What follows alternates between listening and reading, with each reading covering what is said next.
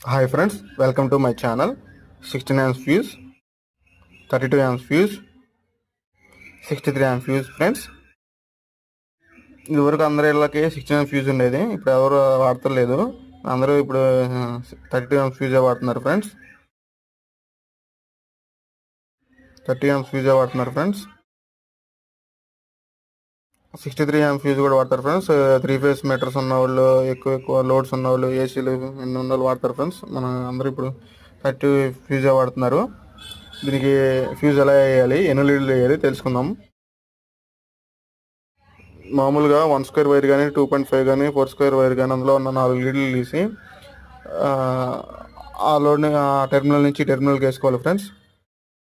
4 ఎందుకు వేసుకోవాలి, ఇంకెక్కువ వేసుకోకూడదా అంటే వేసుకోవచ్చు ఫ్రెండ్స్. 4, 5 మించి 4, 5, 6 ఆ మించి వేసుకోవచ్చు ఫ్రెండ్స్. అంతమించి ఇంకా ఎక్కువ వేసుకోకూడదు.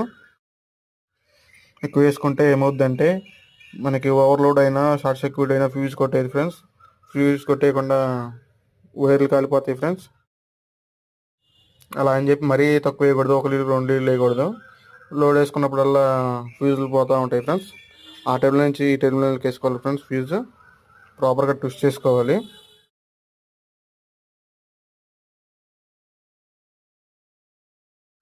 అది ఎక్సెస్ అంతా కట్ చేసుకోవాలి నీట్గా.